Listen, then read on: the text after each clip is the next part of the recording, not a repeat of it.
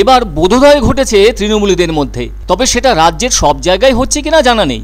অন্ততপক্ষে বাঁকুড়াতে এমন বার্তা শোনা গেল তৃণমূল সাংসদ অরূপ চক্রবর্তীর কাছ থেকে। তিনি দলের সবাইকে স্পষ্ট করে বুঝিয়ে দিয়েছেন বিরোধীদেরকে প্রতিহিংসা নয়, ফলে বিদ্যুৎ ও পানীয় জলের মতো গুরুত্বপূর্ণ পরিষেবা থেকে কোনোভাবেই তাদের বঞ্চিত করা যাবে না। গতদিন বাঁকুড়ার ইন্দপুরে একটি পথসভা থেকে সেই কথা দলের কর্মীদেরকে ভালোভাবে স্মরণ করিয়ে দিলেন নবনির্বাচিত তৃণমূল সাংসদ অরূপ চক্রবর্তী। তবে তৃণমূল সাংসদের ওই ধরনের বার্তাকে দুমুখ নীতি বলে কটাক্ষ করেছে বিজেপি। এদিকে দেখা যাচ্ছে ভোট পরবর্তী সময়ে নানাভাবে হিংসার দিক প্রকট হয়েছে বাংলার উত্তর থেকে দক্ষিণ সর্বত্র, কোথাও কম আবার কোথাও বা বেশি। শাসক ও বিরোধী প্রত্যেকটি রাজনৈতিক দলের ব্যাপারে এমন ছবি চোখে ভেসে উঠছে রাজ্যের মানুষের সামনে। সেই ছবি কিন্তু বাঁকুড়াতেও আছে। বলা যায় জেলায় জেলায় এমন খারাপ ছবি স্পষ্ট হয়েছে। আরেকটা জিনিস সকলের কাছে খারাপ লেগেছে, সেটা হলো বিরোধীরা যে সমস্ত এলাকায় বেশি ভোট পেয়েছে সেই সমস্ত এলাকায় বিদ্যুৎ ও পানীয় জলের মতো গুরুত্বপূর্ণ পরিষেবা বন্ধের অভিযোগ উঠেছে। ফলে নির্বাচন পরবর্তী হিংসার পরিস্থিতি খতিয়ে দেখতে বিজেপিও তাদের পক্ষ থেকে প্রতিনিধি দল পাঠিয়েছে রাজ্যে। সেই প্রতিনিধি দলের পরিদর্শনের মাঝেই এবার নির্বাচন পরবর্তী হিংসা বন্ধের ব্যাপারে কড়া অবস্থান নিল তৃণমূল।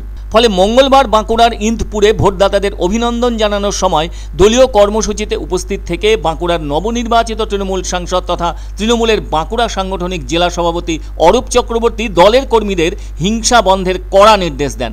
তিনি বলেন, মানুষ বিরোধীদের পরাজিত করেছে। মনে রাখতে হবে, সাধারণ মানুষের উপর কোনোভাবেই কোনো ধরনের অত্যাচার করা চলবে না। তাদের জীবনে বিদ্যুৎ ও পানীয় জলের মতো গুরুত্বপূর্ণ পরিষেবা যা অপরিহার্য তা কখনো কোনো রকমভাবে হিংসার আশ্রয় নিয়ে বন্ধ করা যাবে না। মনে রাখতে হবে, তৃণমূল প্রতিহিংসার রাজনীতি করে না।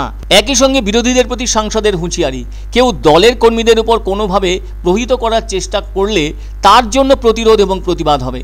আর যে বা যারা এ ধরনের খারাপ কাজ করবে তাদের রিয়াত করা যাবে না বলেও হুঁশিয়ারি সুরে জানান সাংসদ অরূপ চক্রবর্তী। পরে অবশ্য নিজের বক্তব্যের সমর্থনে সাংসদ বলেছেন, বিরোধীদের প্রতি মানুষ আস্থা হারিয়েছে।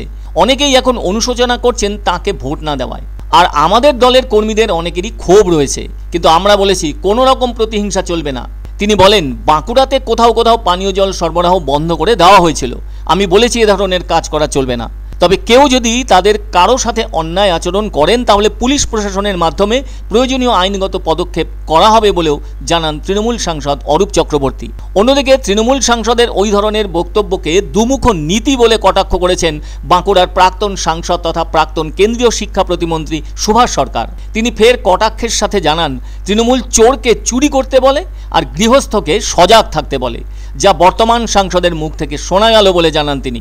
আর পরিষেবা সংক্রান্ত ব্যাপারে তৃণমূলের শুভবুদ্ধির উদয় হয়ে থাকলে সেটা খুবই ভালো বলে জানান সুভাষ সরকার। আমরা বলেছি জল বন্ধ করা যাবে না, বিদ্যুৎ বন্ধ করা যাবে না, পরিষেবা সকালে যেমন পায় সকলে পাবে, কারণ আমাদের তো লোক আছে, আমরা কেন এটা করতে যাব? এই সিদ্ধান্তটা ভুল, এটা নিষেধ করেছি আমি। ওরা যেমন আছে ভালো থাকুক, ওদেরকে ধন্যবাদ জানিয়েছি, ওরা দেখে শিখুক।